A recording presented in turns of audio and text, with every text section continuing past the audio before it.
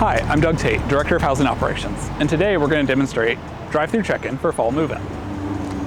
First off, before you come to campus, make sure to check your email and take a screenshot of the QR code in your drive-through check-in instructions. You'll need this QR code when you arrive for check-in.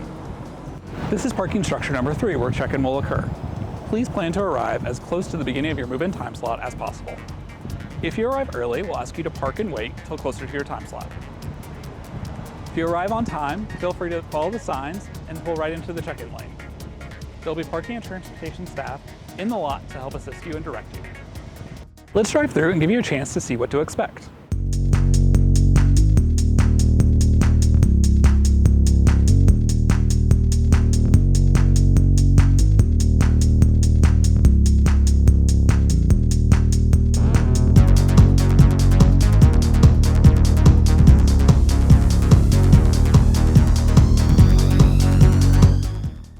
Please note that if you have large trucks, trailers, or a U-Haul, have those vehicles wait in the parking lot as you won't fit inside the garage.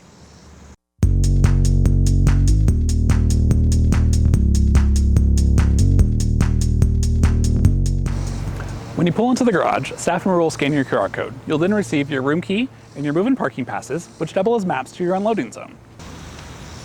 A maximum of 2 cars per student will be given a move-in parking pass to let you into the unloading zone.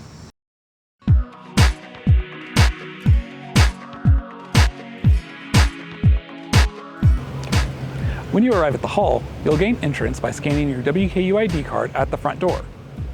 Once in the hall, you'll also scan your ID at the front desk, as you'll do every time you enter the building. Now that you've scanned in, you can grab a move-in cart and begin moving into your new room. Please remember to unload your vehicle as quickly as possible, so other people have space to unload as well, and return your cart to the lobby when you're done.